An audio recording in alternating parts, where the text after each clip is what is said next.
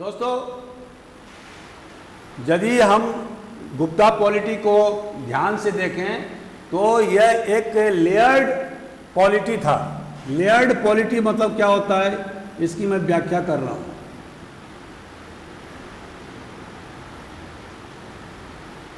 सबसे पहले central government,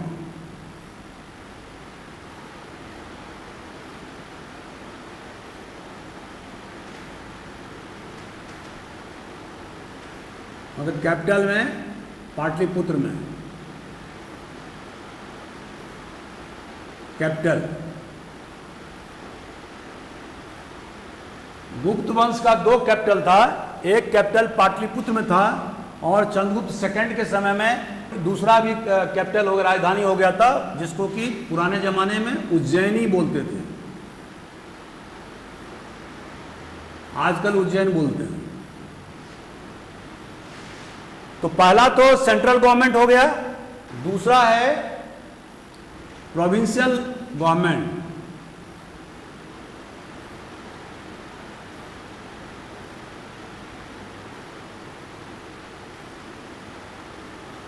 जो गुप्त वंश के समय में जो शासन व्यवस्था थी, खास करके जो प्रोविंशियल गवर्नमेंट था, वो पाटलिपुत्र और उसके आसपास के इलाके में, खास करके यूपी, आज के यूपी के इलाके में या बंगाल तक, वहाँ तक इनका जहाँ पर सीधे डायरेक्ट प्रशासन था, वहाँ पर इन्होंने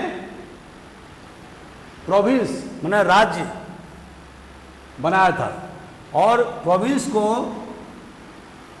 भुक्ति बोलते थे। भुक्ति, एक भुक्ति में बहुत सारे विषय, जैसे कि आज के जमाने में इसको डिस्ट्रिक्ट बोलेंगे, और विषय बहुत सारे विधि में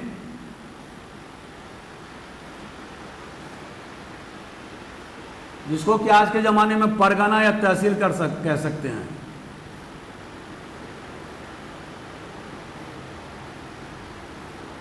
और बहुत सारे गांव मिलकर के विधि का निर्माण करते थे, माने विलेज, ग्राम,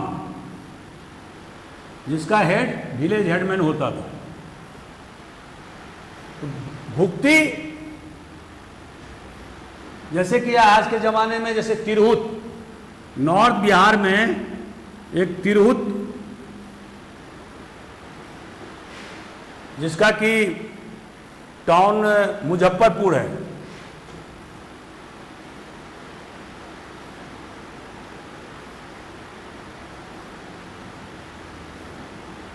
एक्चुअली में ये तिरहुत जो है वो तीर भुक्ति का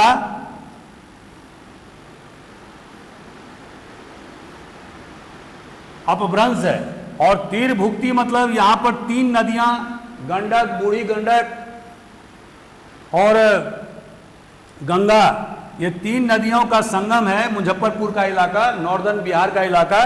इसलिए इस राज्य को तीर भुक्ति कहते थे, जो बाद में अपभ्रंश होकर के तिरहुत हो गया। लेकिन जो प्रोविंशियल गवर्नमेंट का जो अरेंजमेंट था, वो पाटलिपुत्र राजधानी के पास में या वो इलाका, यूपी, बिहार, बंगाल का इलाका या तो, कुछ पंजाब के हिस्से जो सीधे गुप्ता गवर्नमेंट के सीधे नियंत्रण में थे, वहाँ पर प्रोविंशियल गवर्नमेंट का अरेंजमेंट किया गया था। और जिसके जो प्रशासक थे उसके बारे में हम बाद में बताएंगे। तीसरा जो इनका अरेंजमेंट था वो था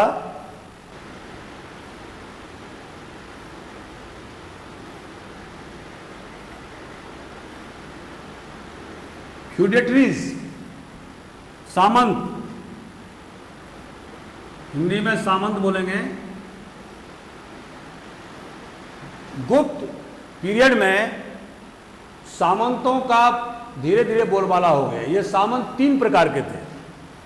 पहला सामंत वो थे, फ्यूडेटरी वो थे जो गुप्त वंश के राइज होने से पहले ही अस्तित्व में थे। द एग्जिस्टिंग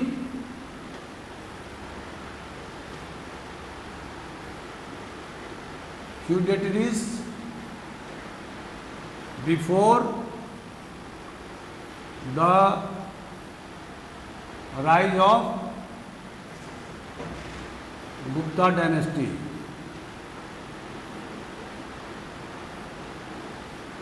और इन फ्यूडिटरीज को, इन सामंतों को गुप्ता शासकों ने अपने अधीन में कर लिया था और इनमें उनकी सार्वभौमिकता या उनकी अधीनता या अंग्रेजी में सुजरेंटी बोलते हैं, उसको एक्सेप्ट कर लिया था। दूसरे प्रकार के फ्यूडिटरी वो थे जो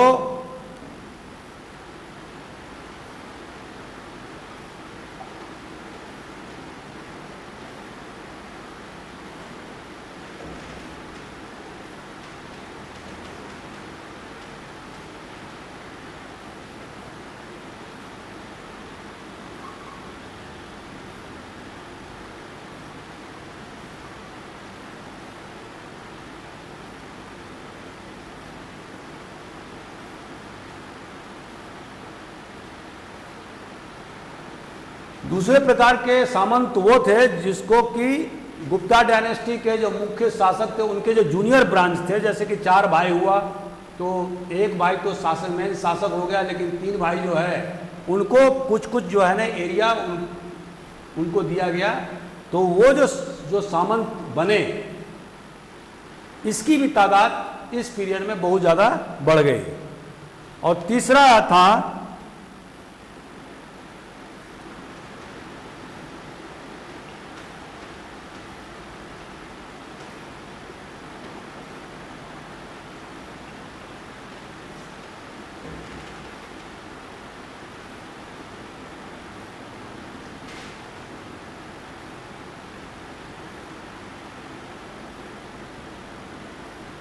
तीसरे प्रकार के फ्यूडिटरीज या सामंत वो थे जिसको कि सम्राट ने खुद क्रिएट किया था, उनको पैदा किया था।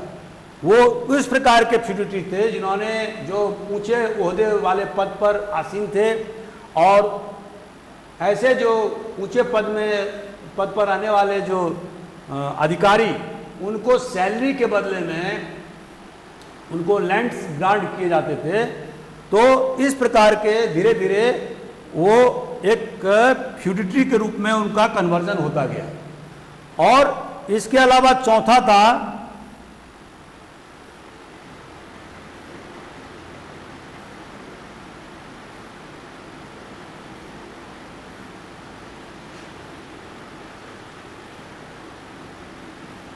ब्राह्मण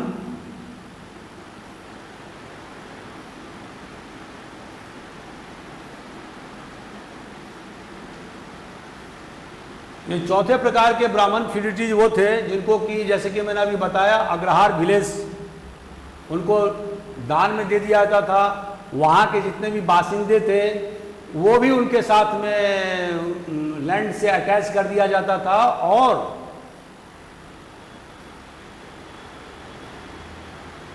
जो डॉनी था, मतलब जो ब्राह्मण उस विलेज का जो डॉनी था, जो वो उन पीजांट से, उस कल्टीवेटर से 1/3 भाग या आधा भाग ऑफ द प्रोड्यूस, मतलब उपज का 1/3 या आधा भाग उनसे वसूलता था। इस तरह से जो रूरल एरियाज में ब्राह्मण प्रिस्टहुड का दबदबा कायम हो गया। हालांकि इनका ये इवन गवर्नमेंट को, सेंट्रल गवर्नमेंट को या स्टेट गवर्नमेंट को कोई टैक्स भी नहीं देते थे, क्योंकि इनको विभिन्न प्रकार के प्रिविलेजेस प्राप्त थे और इम्यूनिटीज प्राप्त थी। और ये प्रिविलेज इसलिए प्राप्त थे क्योंकि गुप्त वंश के शासक वैश्य थे और इन ब्राह्मणों के द्वारा उन्होंने राज सत्ता पर अपनी लेजिटिमेसी स्थापित करने के लिए अनेक ब्राह्मणों को उन्होंने अग्रहार विलेज के रूप में दान दिया, जिसको विभिन्न प्रकार की छूट प्राप्त थी, इम्यूनिटीज प्राप्त थी। इस तरह से रूरल एरिया में बड़े बड़े सामंत के रूप में ब्राह्मण पैदा हो गए, जो कि बेसिक ब्राह्मणों का बेसिक काम ये नहीं था। लेकिन इस बदली हुई परिस्थिति में ये भी अपने आप को सामंत कहलाने लगे। इस तरह से हम देखते हैं दोस्तों कि गुप्त शासन व्यवस्था में जो सेंट्रलाइजेशन, जिस तरह से हमने मौर्य शासन व्यवस्था में देखा था कि केंद्रीकृत व्यवस्था थी, वो केंद्रीकृत व्यवस्था यहाँ पर गायब है। माने गुप्त वंशों में के शासन के दौरान जो उनका जो शासन व्यवस्था था वो बहुत हद तक डिसेंट्रलाइज व्यवस्था था, विकेंद्रीकरण की व्यवस्था थी, और जिसके कारण से शासन पर उनकी जो पकड़ है वो धीरे धीरे कमजोर होती गई, और यही एक कारण जो है ना उनके डाउनफॉल का या उनके डिक्लाइन का रहा। इसका चौथा जो फैक्टर था वो था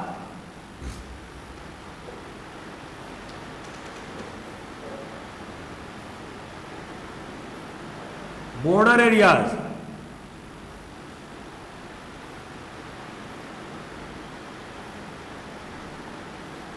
गुप्त वंश के शासकों ने एक ऐसी व्यवस्था की थी जिसमें कि जो उनके जो डायरेक्ट क्षेत्राधिकार में जो जो एरिया पड़ता था, तो अभी हमने आपको बताया कि वहां पर उन्होंने सेंट्रल गवर्नमेंट की सत्ता वहां कायम थी, प्रोविंशियल गवर्नमेंट की भी स्थापना उन्होंने किया।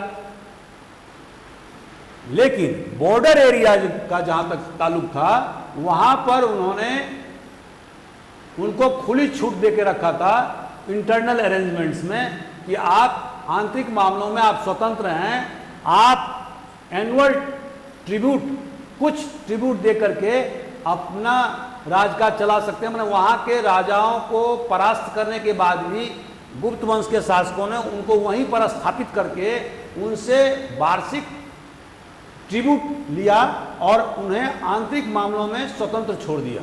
तो इस तरह से इनका जो लेयर था वो 4 लेयर मैंने अभी आपको बताया कि सेंट्रल गवर्नमेंट, इसके बारे में अभी डिटेल में व्याख्या करेंगे, प्रोविंशियल गवर्नमेंट इसके बारे में बताएंगे, और फ्यूडिटरीज सामंतवादी व्यवस्था जो इन सेंट्रल गवर्नमेंट और प्रोविंशियल गवर्नमेंट के इलाके के बीच में भी पूरी इलाके में डॉटेड के रूप में जगह जगह इनकी उत्पत्ति हो गई थी। और इसमें भी फ्यूडिटरीज में मैंने बताया कि 4 प्रकार के फ्यूडिटरीज या सामंत पैदा हो गए थे।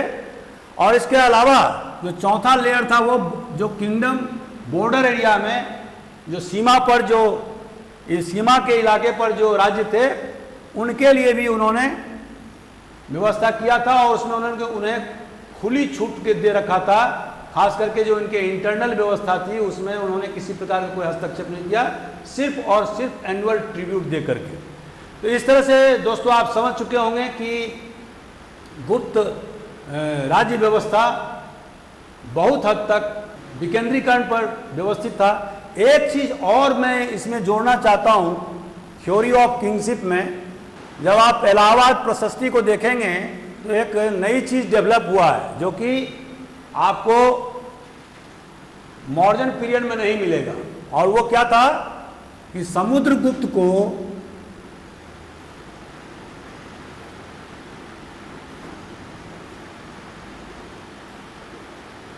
कुबेर जो धन के देवता हैं, जिसको कि उसमें प्रशस्ति में धनद लिखा गया है। दूसरा इंद्र, आप जानते हैं इंद्र के बारे में। तीसरा वरुण, चौथा यम माने मृत्यु देवता, गॉड ऑफ डेथ। वरुण मतलब god of water and Rita, Rita मतलब कॉस्मिक ऑर्डर, जो हम ऋग्वेदिक या वैदिक पीरियड में बता चुके हैं। यह बताया गया कि जो समुद्रगुप्ता हैं उनमें इन सब देवताओं के सारे जो गुण हैं, जो एट्रीब्यूट्स हैं, उसमें समुद्रगुप्त में है। मौर्य पीरियड में यह चीज अशोक के लिए या चंद्रगुप्त मौर्य के लिए कभी नहीं कहा गया। लेकिन इस पीरियड में समुद्रगुप्ता के बारे में हरिसेन, जो उनका कोट है, वो लिखता है कि समुद्रगुप्ता में कुबेर, वरुण, यम और इंद्र के जो एट्रीब्यूट्स से जो गुण हैं, वो सारे गुण जो है उनके एट्रीब्यूट्स इनमें समाहित है। और समुद्रगुप्त के बराबर के टक्कर का कोई भी दुश्मन अब पृथ्वी पर मौजूद नहीं है। इससे पता चलता है कि गुप्त वंश के शासकों ने अपने आप को ईश्वर के समान समझने का प्रयास किया। और इसका प्रभाव ऐसा क्यों आया? क्योंकि जो कनिष्क जो शासक थे, कुषाण वंश के सबसे प्रतापी राजा, इनके पीरियड में डिवाइन ओरिजिन ऑफ किंगशिप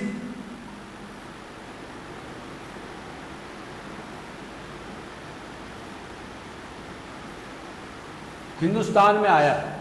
और ये डिवाइन ओरिजिन ऑफ किंगशिप जो है, चूंकि ये सेंट्रल एशिया से आए थे, इसीलिए चाइनीज इंपरेटर से ये प्रभावित होकर के कुषाण लोगों ने अब की जो किंगशिप थ्योरी थी, उसमें डिवाइन ओरिजिन ऑफ किंगशिप भी था, जिसके बारे में हम अलग से बताएंगे। जब कुषाण पीरियड के बारे में हम अलग से एक वीडियो बनाएंगे। अभी इतना ही काफ़ी है कि कुषाण चूँकि गुप्ता पीरियड से पहले आए थे, और इसीलिए अब जो राजा का जो थ्योरी ऑफ किंगशिप है, उसमें एक नया परिवर्तन देखने को मिलता है, जिसमें कि बताया गया कि जो किंग है, माने इंपरेटर है, उसमें इन सारे देवताओं के जो एट्रीब्यूट्स हैं, उन्हें विशेषता हैं, वो सब समाहित हो गए। मतलब he is far superior to his ruled people. इसका मतलब ये हुआ कि जो उनके द्वारा जो शासित जनता है, उनसे वो बहुत ज़्यादा सुपीरियर हो गए, और वो उनमें देवता के अंश विद्यमान हो गए। तो धीरे धीरे हिंदुस्तान में, जब आगे हम राजपूत पॉलिटी के बारे में बताएंगे, और तो आपको समझ में आएगा कि धीरे धीरे हिंदुस्तान में जो राजपूत राजाओं ने theory of divine origin of kingship को बढ़ावा दिया। दोस्तों, जैसे कि मैंने आपको बताया कि गुप्ता पॉलिटी एक डिसेंट्रलाइज्ड पॉलिटी थी, विकेंद्रीकरण व्यवस्था था, और एक लेयर्ड एडमिनिस्ट्रेशन था, जिसके बारे में हम आपको विस्तार से व्याख्या कर चुके हैं। अब हम कुछ इम्पॉर्टेंट टर्मिनोलॉजी के बारे में बताएंगे आपको, क्योंकि हो सकता है कि प्रीलिम्स के एग्जामिनेशन में आपसे उसके बारे में पूछे, या जब मेंस एग्जामिनेशन आप लिखेंगे और इसमें जब ओरिजिनल टर्मिनोलॉजी का आप उपयोग करेंगे, तो इससे अच्छे मार्क्स आने की उम्मीद है। इसी क्रम में मैं आपको बताना चाहता हूं कि गुप्ता एडमिनिस्ट्रेशन के दौरान क्या क्या इंपॉर्टेंट फंक्शनरीज थे, कौन कौन लोग थे, उनके नाम क्या थे, उनके ओरिजिनल टर्मिनोलॉजी क्या था। आइए चलते हैं, उसकी व्याख्या करते हैं। तो सबसे पहले गुप्ता एडमिनिस्ट्रेशन में जो मंत्री होता था, मंत्री को आप आज के ज़माने में चीफ मिनिस्टर बोल सकते हैं, और हम लोगों ने मौर्य पीरियड में भी देखा कि मंत्री जो होता था वो head of the council of minister होता था, हेड ऑफ द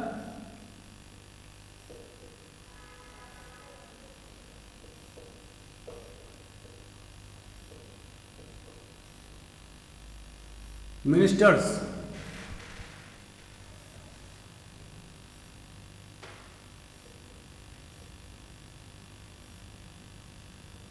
मंत्री परिषद का वो मुखिया होता था, और सम्राट को या राजा को का मुख्य सलाहकार होता था।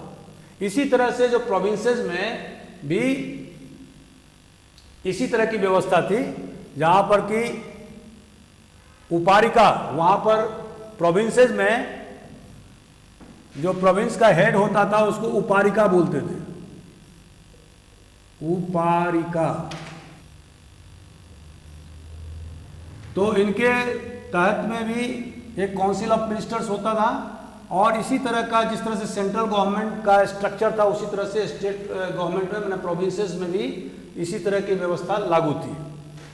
अब इसके बाद जो दूसरा जो इम्पोर्टेंट फंक्शनरी था वो था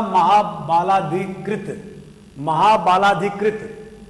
ये he was the chief military officer, माने आज के जमाने के हिसाब से आप बता सकते हैं कि चीफ जनरल।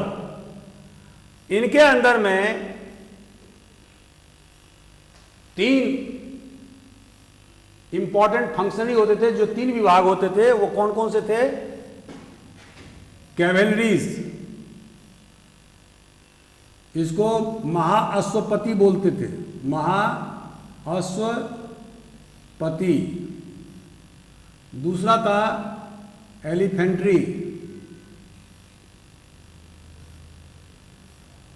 जो हाथी सेना के इंचार्ज होते थे, उनका नाम था महापीलुपति।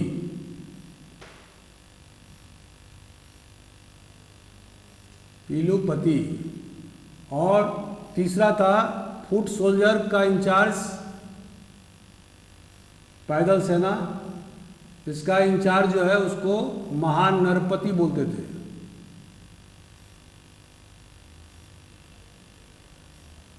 नरपति।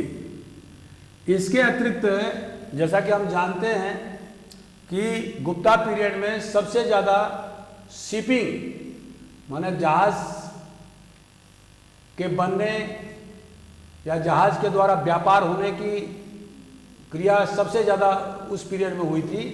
और गुप्ता पीरियड में यहाँ के लोगों का साउथ ईस्टर्न एशिया, जिसको कि आज की तारीख में इंडोनेशिया, मलेशिया, बाली, जावा, वियतनाम, थाईलैंड, ये इलाका या फिलीपींस ये बोलते हैं, इन इलाकों में बहुत बड़े स्तर पर व्यापार होता था। और उस व्यापार में सबसे ज़्यादा जो सहायक था वो मैन्युफैक्चरिंग ऑफ शिपिंग इंडस्ट्रीज़, क्योंकि शिपिंग इंडस्ट्रीज़ के मैन्युफैक्चरिंग होने से, ज़्यादा जहाज बनने से और जहाज के द्वारा पानी समुद्र के माध्यम से ट्रेड एंड कॉमर्स को बढ़ावा मिलने से जो यहाँ का हिंदुस्तानी इंडिया का जो कल्चर था, जो बुद्धिज़्म और जैनिज़्म और हिंदुइज़्म, ये सभी साउथ ईस्ट एशिया में उनका प्रचार हुआ, प्रसार हुआ। इसके बारे में हम अलग से एक वीडियो बनाएंगे कि किस प्रकार से साउथ ईस्ट एशिया को एंशिएंट इंडिया ने किस तरह से उसको प्रभावित किया। तो इसके अलावा नेवी, तो ये 4 जो शाखाएं थी वो मिलिट्री की थी, और ये चारों शाखाएं महाबालाधिकृत जो चीफ जनरल था उसके अधीन काम करता था। इसके बाद में महादंड नायक, इसको चीफ जस्टिस बोलेंगे, न्यायपति। और जैसा कि मैंने अभी बताया था कि सम्राट फाउंटेन हेड ऑफ जस्टिस था, अंतिम जो निर्णय था वो सम्राट का ही मान्य था, लेकिन उनके अधीन चीफ जस्टिस होता था, मुख्य न्यायाधिपति, जिसको महादंड नायक बोलते थे। उसके बाद में महाप्रतिहार, ये महाप्रतिहार जो है ना, ये रॉयल पैलेस की निगरानी रखने का काम, उसका मेंटेनेंस का करने का काम ये महाप्रतिहार के अधीन था। और इसी वर्ड से बाद में प्रतिहार निकला है, और बाद में गुर्जर प्रतिहार डायनेस्टी की भी शुरुआत इसी से हुई है। बाद में महासंधि विग्रहिका, जैसा कि दोस्तों आप जानते हैं कि गुप्ता पीरियड के दौरान समुद्रगुप्त, चंद्रगुप्त द्वितीय या कुमारगुप्त या स्कंदगुप्त, जो 4 महत्वपूर्ण सम्राट हुए, उनके पीरियड में हमेशा इन्हें युद्ध लड़ना पड़ता था। और इसी कारण से ये जो पोस्ट है वो क्रिएट किया गया था महासंधि विग्रहिका का, जिनका काम था कि वो जब युद्ध समाप्त होने के बाद में ट्रीटी करने का काम, माने संधि करने का काम या पीस इस्टेब्लिश करने का काम, ये काम इनके जिम्मे होता था कि किस शर्तों के साथ में, किस व्यवस्था के साथ में जो हारे हुए राजा हैं, माने वैंक्विश्ड किंगडम हैं, उनके साथ कैसा वार्तालाप किया जाए, कैसी व्यवस्था किया जाए, इसकी जिम्मेवारी महासंधि विग्रहिका के पास में था। इसके बाद में दंडपाशिका, और ये पुलिस विभाग के हेड होते थे जो इंटरनल सिक्योरिटी को देखते थे। उसके बाद में भंडागर कृत, थोड़ा टफ है, भंडागर कृत, ये रॉयल ट्रेजरी के जो शासकीय जो खजाना था उसके इंचार्ज होते थे। उसके बाद में महापक्ष पतालिका, ये चीफ अकाउंटेंट ऑफिसर का काम करते थे। अकाउंट्स करना, ऑडिट करना, जो सारे जो राजकोष में जो आमदनी होती थी उनको ठीक ढंग से ऑडिट और उसके अकाउंट्स का देखभाल करना, ताकि राजकोष का अपव्यय या गबन ना हो सके। उसके बाद में था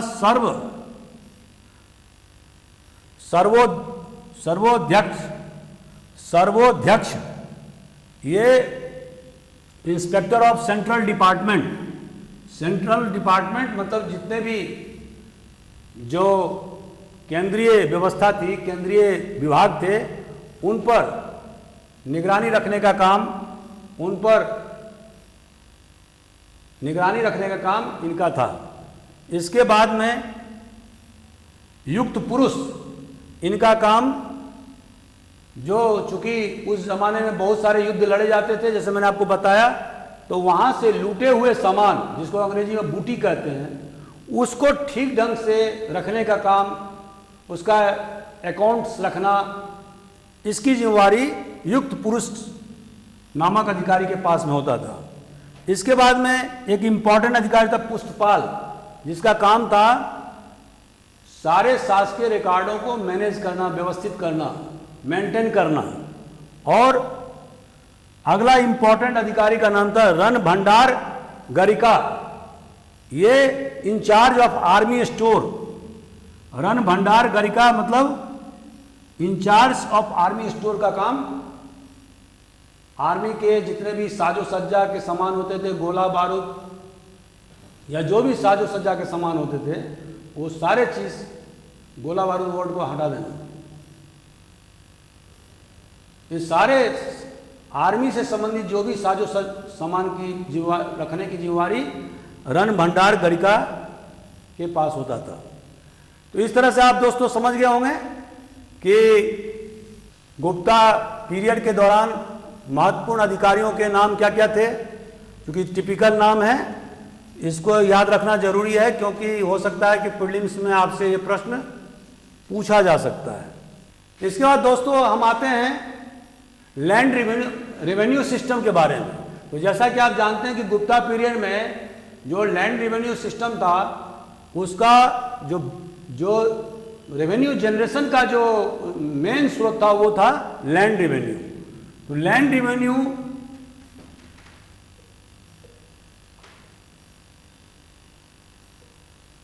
ये 1/6 से 1/4 ऑफ द प्रोड्यूस, जितना उत्पादन होता था, किसान के द्वारा उत्पादन किया जाता था, उसका 1/4 या 1/6 भाग वो लैंड रेवेन्यू के रूप में सरकार टैक्स वसूलती थी। इस पीरियड में जो लगभग 450 ईस्वी के बाद, चूंकि इंडो रोमन ट्रेड का जो बेनिफिट था इंडियंस को, वो बहुत कम हो गया। और इसका कारण ये हुआ कि हून का आक्रमण होने के कारण जो इंडो रोमन ट्रेड था वो पूरी तरह से ध्वस्त हो गया, जिसके कारण से लैंड रेवेन्यू पर ज़्यादा दबाव इस पीरियड में, खास करके 400 ईस्वी के बाद से पड़ने लगा और इसके कारण से हमने देखा है कि लगभग 18 प्रकार के टैक्सों का उल्लेख इस पीरियड के ग्रंथों में, सोर्सों में हमें मिलता है। तो चलते हैं, कुछ इंपॉर्टेंट जो टैक्सेज हैं उसके बारे में हम बताते हैं। हो सकता है कि ये आपको क्वेश्चन पूछे। तो जैसे कल्पिता, ये सेल्स टैक्स मतलब बिक्री कर या खरीद टैक्स होता था।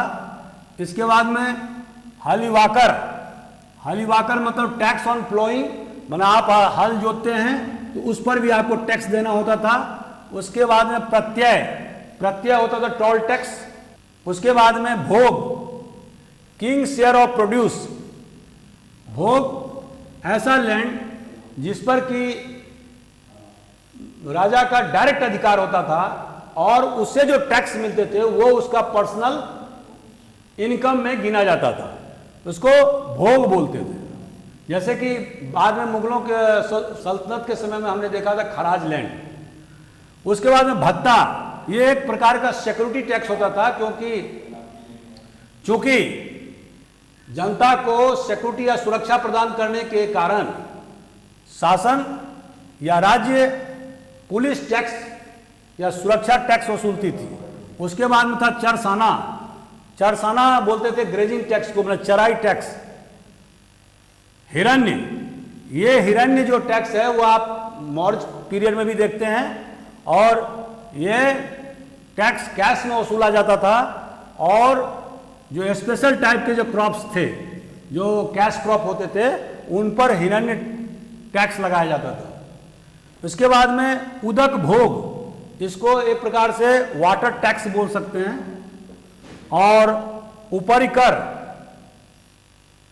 ये टैक्स 1/4 और 1/6 जो हमने अभी बताया लैंड रेवेन्यू, इससे अतिरिक्त होता था, जिसको कि उपरिकर बोलते थे।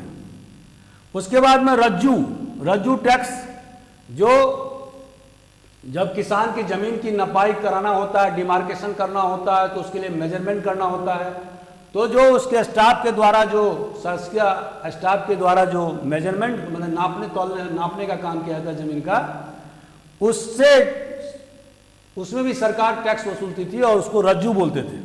जैसा कि आपने देखा होगा कि मौर्य पीरियड में जो एक अधिकारी होता था रज्जू का,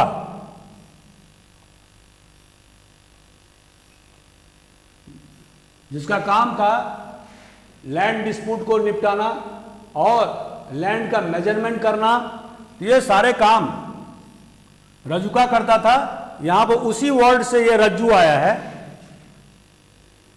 तो आज भी वर्तमान में भी अगर किसी लैंड को मेजरमेंट सरकारी कर्मचारी के द्वारा कराया जाता है तो हमें उसको टैक्स देना होता है, फीस देना होता है। उसके बाद में था एक सर्वरिष्टि, सर्वरिष्टि मतलब फोर्स लेबर। उस जमाने में बलात् मजदूरी कराने की व्यवस्था प्रचलित थी और जिसको सर्वरिष्टि बोलते थे। और इसका एक नाम दूसरा और भी था, भिष्टि। भिष्टि, भिष्टि मतलब होता है फोर्स लेबर। और इसी का जो इस पर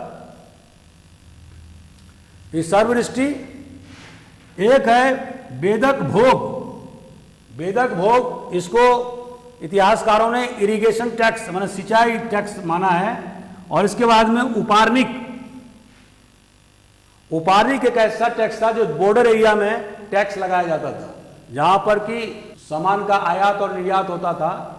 वहां पर साम्राज्य के बॉर्डर एरिया में उपार्निक टैक्स लगाया जाता था। तो इस प्रकार दोस्तों हमने देखा कि विभिन्न प्रकार के टैक्स गुप्त पीरियड में, गुप्ता पीरियड में लगाए जाते थे। इसका रीजन ये था कि जैसे कि मैंने आपको बताया कि जो ही इंडो रोमन ट्रेड डिक्लाइन हो गया, खास करके 5वीं शताब्दी के बाद से, तो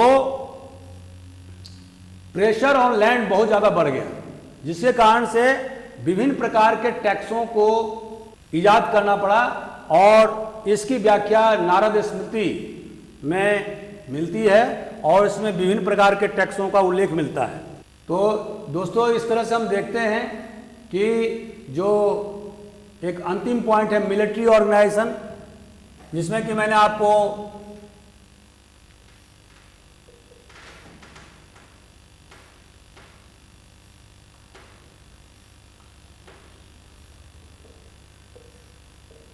कुछ बातें बताई थी, लेकिन अब याद रखने की जरूरत है कि मिलिट्री ऑर्गेनाइजेशन या मिलिट्री संगठन मौर्यों की तरह विस्तृत नहीं था।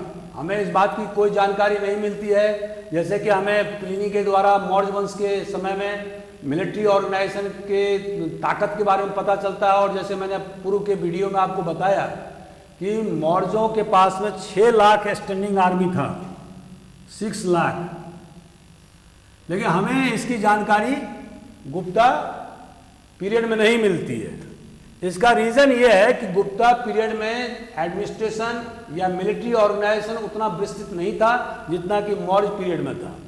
उसका कारण यह था कि हालांकि गुप्ता पीरियड में जो उनके जो सेंटर जो प्रोविंसेस थे, जो कैपिटल के आसपास चारों तरफ जो नज़दीक में जो एरिया थे, वहाँ पर तो उनका डायरेक्ट प्रशासन था। लेकिन जो दूर दराज के इलाके थे वहाँ पर, जैसे कि मैंने आपको बताया कि विभिन्न प्रकार के सामंतवाद का उदय हो गया या सामंतों का उदय हो गया। अब इन सामंतों के द्वारा भी मिलिट्री या आर्मी प्रदाय किए जाते थे। किंग के पास में या सम्राट के पास में स्टैंडिंग आर्मी था, स्टैंडिंग आर्मी था, जिसमें स्पष्ट है कि महाबालाधिकृत जो जनरल है उसके बारे में हमने आपको बताया। लेकिन ये स्टैंडिंग आर्मी छोटा था और इसको सप्लीमेंट किया जाता था, जो सामंतों के द्वारा जो आर्मी प्रदाय किए जाते थे उससे सप्लीमेंट किया जाता था। तो इस तरह से मिलिट्री ऑर्गेनाइजेशन उतना ज़्यादा ताकतवर नहीं था जितना कि मौर्यों के समय था। तो इस तरह से हम दोस्तों देखते हैं कि गुप्त शासकों ने उस तरह का शासकीय शासन व्यवस्था नहीं बनाया जिस तरह से मौर्यों ने किया, और इसी कारण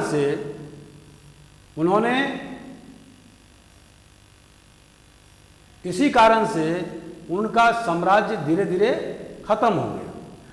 तो सबसे पहला कारण तो डाउनफॉल का ये रहा, हुनों का आक्रमण, अटैक ऑफ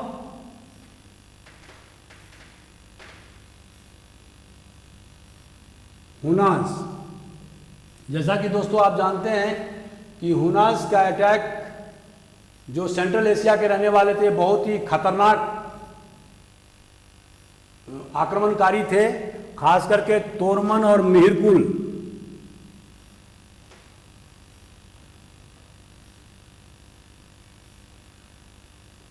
और उसका बेटा मिहिरकुल।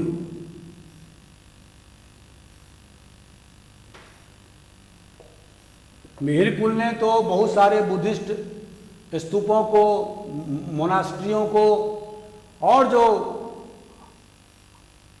मॉन्यूमेंट्स थे, बड़े बड़े मॉन्यूमेंट्स थे, उसको भी नष्ट कर दिया।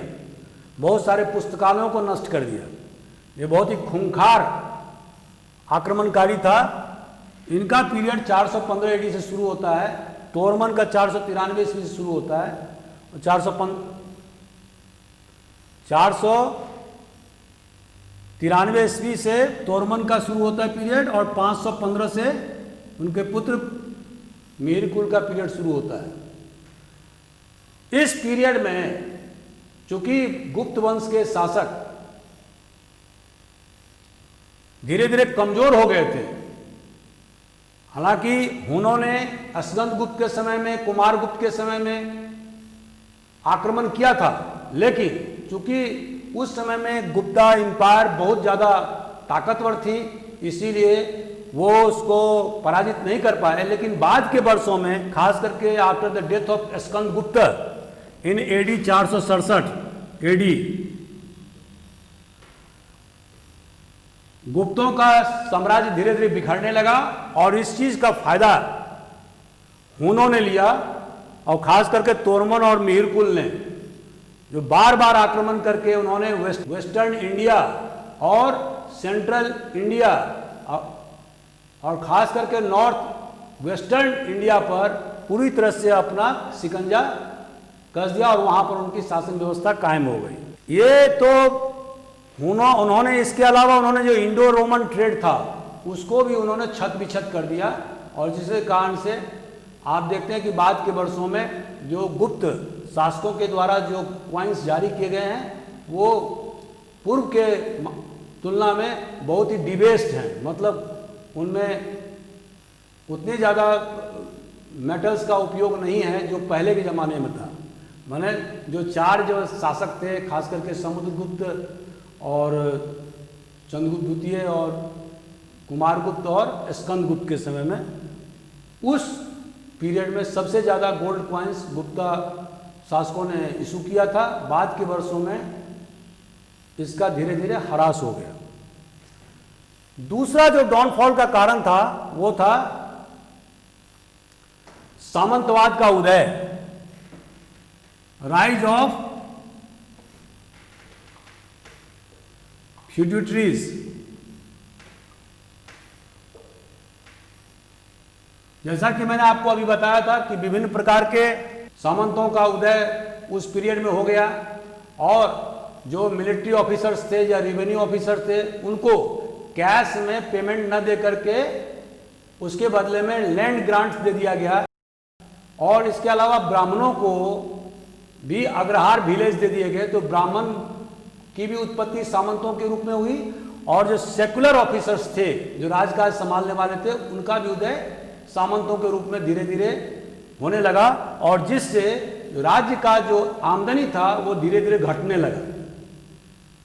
राज्य का आमदनी घटने लगा, व्यापार और वाणिज्य तो पहले ही कम हो गया था, और इसके अलावा प्रेशर ऑन पीजांट्स या कल्टीवेटर्स या किसान इस पर बहुत ज़्यादा बढ़ने लगा। इसके कारण से इन फ्यूडिटरी ने, इन सामंतों ने अपनी सत्ता या इंडिपेंडेंट सत्ता स्वतः स्थापित करना शुरू कर दिया, और जिसके कारण से आप देखेंगे मैत्रिका, इन्होंने सौराष्ट्र में, गुजरात में इन्होंने अपना स्वतंत्र राज्य स्थापित किया, जिनकी राजधानी वल्लभी थी। मोखारी,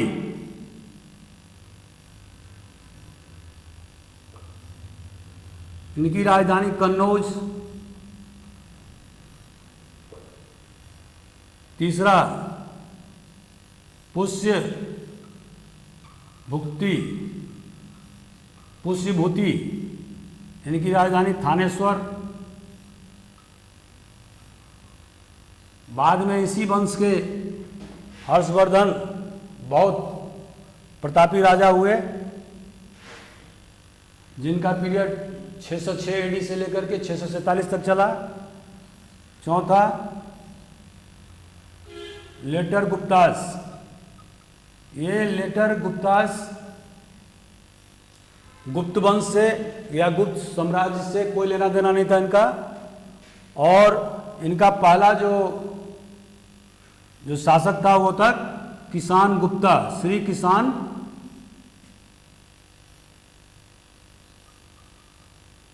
गुप्ता।